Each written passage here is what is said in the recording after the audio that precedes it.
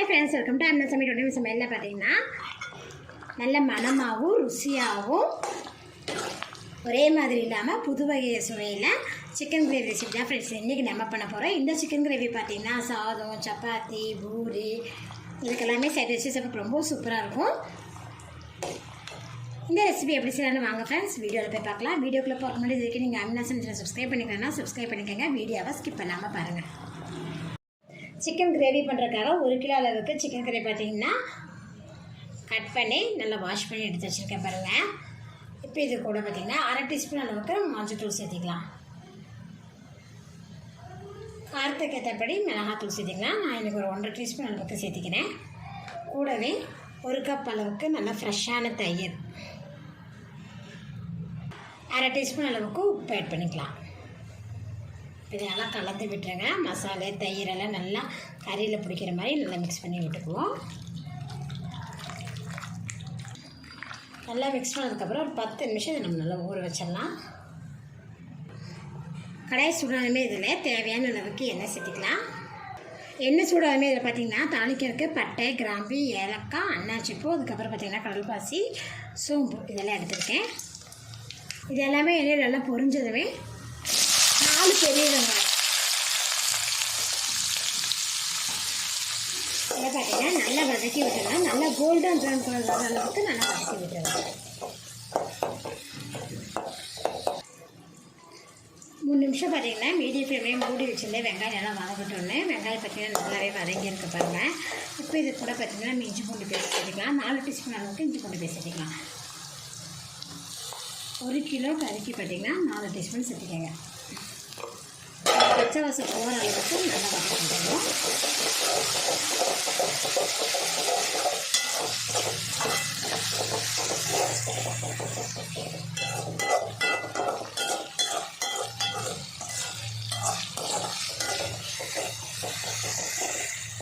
இஞ்சி பூண்டு விழுதோட பச்சை வாசம் போகிற அளவுக்கு பார்த்திங்கன்னா நல்லா வதக்கிட்டுட்டேன். இப்போ ஃப்ளேம் லோ ஃப்ளேம் வச்சுட்டு மசாலா பொடிகள் ஆட் பண்ணிக்கலாம். 2 டீஸ்பூன் அளவுக்கு பார்த்திங்கன்னா கரம் மசாலா தூள், இது கூட பார்த்திங்கன்னா 4 டீஸ்பூன் அளவுக்கு மல்லித்தூள், ஏற்கனவே 1 டீஸ்பூன் அளவுக்கு மிளகாத்தூள் பார்த்திங்கன்னா சிக்கன் கறியோடு நம்ம மிக்ஸ் பண்ணி வச்சுருக்கோம். இப்போ பார்த்திங்கன்னா 1 டீஸ்பூன் அளவுக்கு சேர்த்திருக்கேன். உங்களுக்கு எப்படி காரமோ அதுக்கு தகுந்தபடி நீங்கள் சேர்த்திக்கலாம். மசாலா பொடிகளை சேர்த்துட்டு நல்லா வதக்கி விட்டதுக்கப்புறம் நம்ம ஊற வச்சுருக்கேன் சிக்கன் கறியில் இதில் சேர்த்திருங்க. இப்போ இதை நல்லா மசாலாவோட வதக்கி விட்டுருவோம்.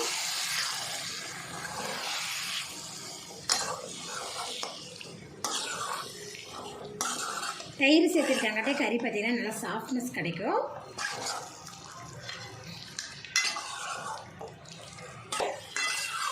மசாலாவோட நல்லா மிக்ஸ் பண்ணி வதக்கிட்டேன். இப்போ இதை மீடியம் ஃப்ளேம்லேயே ஒரு 5 நிமிஷம் நம்ம நல்லா மூடி வச்சிடலாம். 5 நிமிஷம் பார்த்திங்கன்னா மீடியம் ஃப்ளேம்லேயே பார்த்திங்கன்னா மூடி வச்சுருந்தேன். இப்போ பாருங்கள் கறி ஓரளவுக்கு பார்த்திங்கன்னா நல்லா வதங்கி குக் ஆகிட்டுருக்கு. இப்போ இது கூட பார்த்திங்கன்னா 2 தக்காளி பழத்தை அரைச்சி வச்சுருக்கிறேன். அந்த விழுது இதில் நம்ம சேர்த்திடுவோம். முதல்ல நம்ம தக்காளி பழம் சேர்த்திட்டோம்னா கறி பார்த்திங்கன்னா சீக்கிரம் வதங்காது, வேகிறதுக்கும் பார்த்திங்கன்னா லேட் ஆகும். அது இல்லாமல் நம்ம தயிர் வேறு சேர்த்துட்டோங்காட்டி 2 தக்காளி பழம் சேர்த்துனா போதுமானது. இதுக்கு கூடவே பார்த்திங்கன்னா தேவையான அளவுக்கு உப்பு சேர்த்துக்கோங்க. அரைச்சி ஊற்றின தக்காளி விழுதை சேர்த்துட்டு பார்த்திங்கன்னா நல்லா வதக்கி விட்டாச்சு. இப்போ இது கூட பார்த்திங்கன்னா ஒரு 1/2 கப் அளவுக்கு கூட நம்ம தண்ணி சேர்த்துட்டு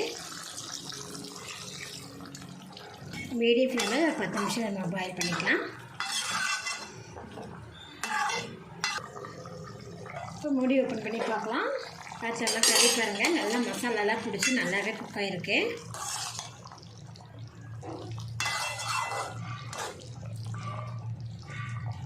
இப்போ இது கூட பார்த்திங்கன்னா பொடியாக நறுக்கினா கொத்தமல்லி தழையில் சேர்த்திடலாம். சேர்த்துட்டு ஹை ஃப்ளேம்லேயே ஓப்பன்லேயே ஒரு 5 நிமிஷம் நம்ம நல்லா பாயில் பண்ணிக்கலாம்.